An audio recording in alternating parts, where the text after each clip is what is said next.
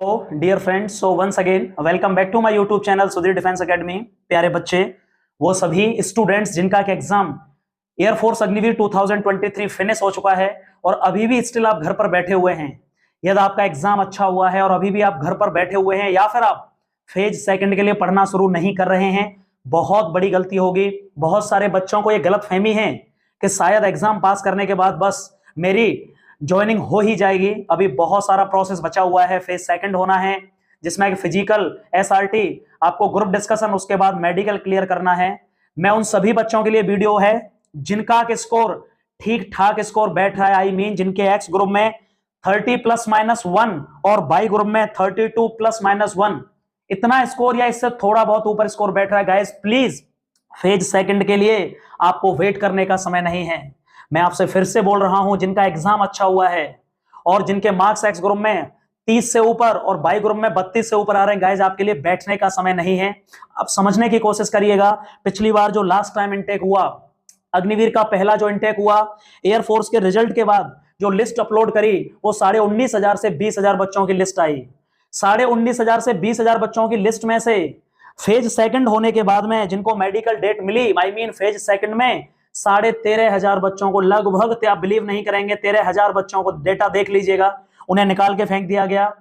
500 बच्चों की रिपोर्टिंग में से कभी 100 लिए, कभी 110 लिए फाइनल, जिनको मेडिकल डेट मिली, और 7,500 बच्चे केवल मेडिकल डेट मिली। उसके बाद में पीएसएल में बच्चों को बाहर किया गया। उसके बाद फाइनली एनरोलमेंट में भरने के बाद में 3,2950 बच्चों को एनरोल्ड किया गया। इस बार वैकेंसी थोड़ी ज्यादा है, लगभग 3,300 के आसपास वैकेंसी है।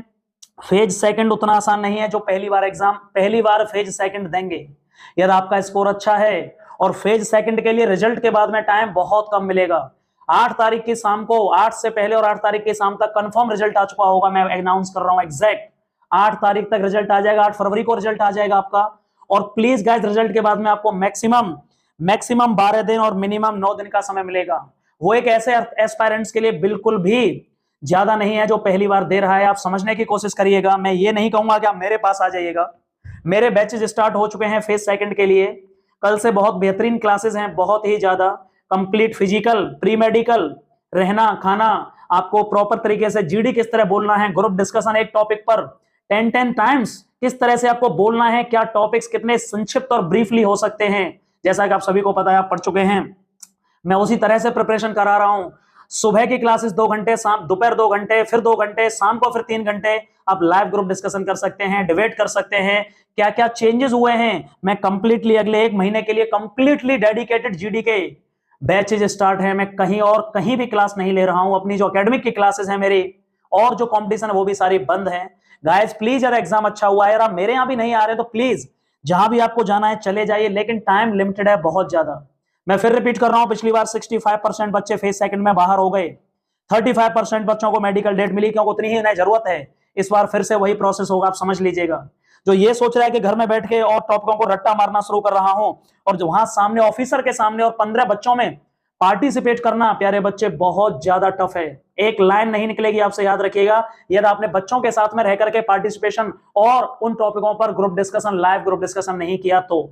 मैं फिर रिपीट कर रहा हूं, मैं अपनी कोचिंग का प्रचार नहीं कर रहा हूं, बस मैं ये अवगत कराना चाहता हूं कि अभी जिनका एग्जाम अच्छा हुआ है वो ये ना सोचें कि हम लोग 9-10 दिनों में जीडी क्लियर हो जाएगा, रिजल्ट के बाद वेट करेंगे फिर देखेंगे तैयारी शुरू करनी है। आप जहां भी हैं, एक भी दिन का टाइम वेस्ट ना करते हुए अपनी तैयारी को तुरंत शुरू कर दीजिएगा। 50 to 60 मोस्ट इंपोर्टेंट टॉपिक्स हैं। हो सकता है मैं आज शाम को टेलीग्राम पर सेंड कर दूं उनकी पीडीएफ। और यदि आप आना चाहते हैं तो कल से ही मेरी क्लासेस हैं, कल से ही मैं 2-2 घंटे के बैचेस हैं। आप कितने भी बैचेस ले सकते हो, सुबह से लेकर शाम तक। प्रॉपर तरीके से किस तरह जीडी होगा, एक टॉपिक को कितनी बेहतर तरीके से हम कितनी बार उस पर ग्रुप डिस्कशन और बोलना कर सकते हैं। हेजिटेशन सबसे बड़ी प्रॉब्लम है रूरल एरिया के बच्चे में। बहुत बड़ा क्वेश्चन है। बच्चा यहां तक तैयार समझता है कि मैंने एग्जाम क्रैक कर लिया तो शायद मेरी ज्वाइनिंग हो जाएगी। अभी आपको एग्जाम क्रैक करने के बाद में physical, SRT, situation reaction test कैसा होगा, फिजिकल में भी बहुत बच्चे निकल जाएंगे जो अभी रनिंग नहीं कर रहे हैं। उसके बाद फिर मेडिकल में 70% बच्चों को रीमेडिकल दिया था। आई होप आपको शायद पता होगा। रीमेडिकल दे दिया जाता है, फिर आपको रीमेडिकल में टेंशन बढ़ जाती है कि अब मैं क्या करूं। और इसलिए मैं बोल रहा हूं कि हर एक स्टेप को बहुत सीरियसली लेना है। वो बहुत भाग्यशाली बच्चे होंगे इस बार जिन्होंने एग्जाम जो क्रैक करेंगे, लेकिन फेज सेकंड को उतने हल्के में ना लिया जाए गाइस प्लीज। मैं देर रात आपके साथ मेहनत करने को तैयार हूं, ये मैं आपसे खुल के बोल रहा हूं, इसमें कोई डाउट और कोई भी झूठ या वो नहीं है।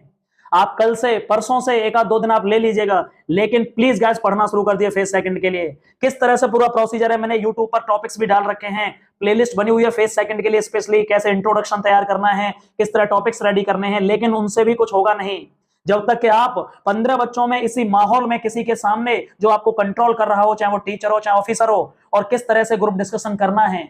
सपोज करो टॉपिक से कोई भी को एजुकेशन, तो आप को एजुकेशन पर कितनी देर और कितना बेहतर बोल सकते हैं वो आप तभी बोल पाएंगे जब आपके पास कंटेंट होगा। अदरवाइज एक ही लाइन आप रिपीट करते रहेंगे, सर को education is good because it is not bad. मेरा कहने का मतलब बस इतना है कि टाइम बहुत लिमिटेड है, और इसलिए प्लीज गाइस आप फेज सेकंड को उतने हल्के में मत लीजिएगा।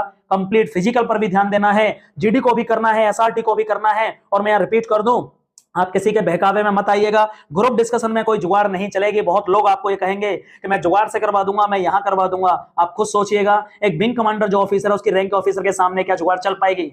फिर भी आप गलत फहमियों में जी रहे होते हैं और अभी भी आप बैठे हुए हैं घर पर। ये सबसे बड़ी गलती होगी जिनका एग्जाम अच्छा हुआ है। किसी भी क्वेरी के लिए फिर रिपीट कर रहा हूं, आपके एक्स ग्रुप में 30 से ऊपर, वाई ग्रुप में 32 से ऊपर मार्क्स आ रहे हैं पूरी दम से, बिना किसी डाउट के। और यदि आपका सेक्शनल कट ऑफ क्लियर है तो प्यारे बच्चे फेज सेकंड के लिए अपना आपको झकझोर दीजिए।